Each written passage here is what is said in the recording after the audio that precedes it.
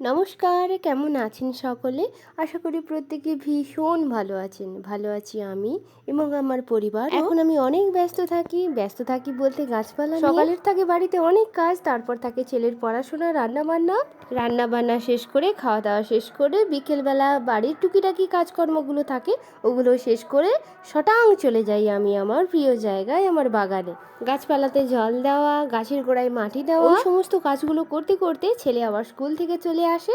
আবার আমি বাড়িতে দৌড়ে এসে ওকে একটু খাওয়া দাওয়া করিয়ে ঘুমোতে বলি, কিন্তু বেলা অনেকটাই ছোট, এখন ঘুমোতে চায় না। বাড়িতে দুটো নতুন পোষ্য এসছে, কুকুর একটা, বেড়াল একটা, ওদের সঙ্গেই খেলতে থাকে। এখন থেকে সকালের খাওয়া দাওয়া আরম্ভ করি। সহচরে এসছে বাড়িতে, ওর স্কুল আছে, তাই সকালবেলা অত তরি তরকারি করা হয় না, তাই ওর জন্য ভাতে ভাতে কিছু দিয়েছি আর একটা মাছ ভাজা করেছি, যেমন কুমড়ো মাখা করেছি, আলু মাখা, ডিম মাখা আর পাবদা মাছের ভাজা। ও বাড়িতে এলে ওর সঙ্গে সঙ্গে আমাদেরও প্রতিদিনই ভাত খাওয়া হয়েছে। ভাত খেতে খেতে আমাদের বাড়ির বড় কুটুম মানে আমার ভাগ্নি, ওর খুব পছন্দের একটি রান্না আমার কাছে বলে, যেমন বলা তেমনি কাজ। আর ঘটনা চক্রে সমস্ত সবজিগুলোই বাড়িতে ছিল। সবজি কাটার ধরন দেখেই বুঝতে পারছো যে কি হতে চলেছে। ঠিক ধরেছো, খিচুড়ি। আমার সহচরীর মেয়ে বলছে, আমায় মামিমা, বছরে আমি একবারই খাই, সেটা হলো আমার স্কুলে সরস্বতী পুজোর দিন ঝাল ঝাল খিচুড়ি। আমি বললাম ঠিক আছে, আমি রান্না করে দিচ্ছি তোমায় ঝাল ঝাল খিচুড়ি, খেয়ে বলো কিন্তু মামিমা কেমন রান্না করেছে। আমি 250 গ্রাম চাল নিয়েছি, তো 250 গ্রাম মুগ ডাল নিয়েছি, হালকা করে চাল আর ডাল ভেজে নিয়েছি হাঁড়িতে।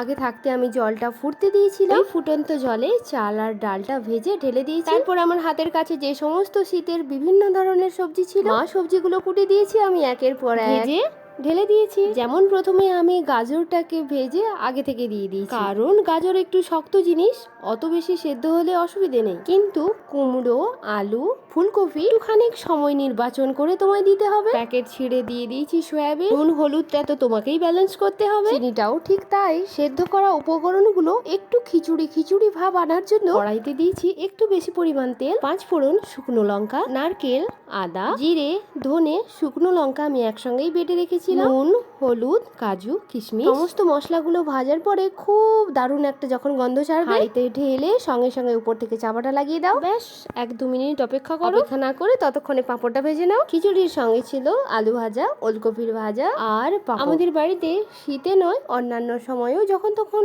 ইচ্ছা হয় খিচুড়ি খেতে, খিচুড়ি প্রায়ই হয়ে থাকে, কারণ বাড়িতে বেশি নিরামিষই খাওয়া হয়। আজ এ পর্যন্তই থাক। বাবা মাকে অনেক অনেক ভালোবেসো। ভালো থেকো, ভালো রেখো সকলকে। Thank you and God bless you.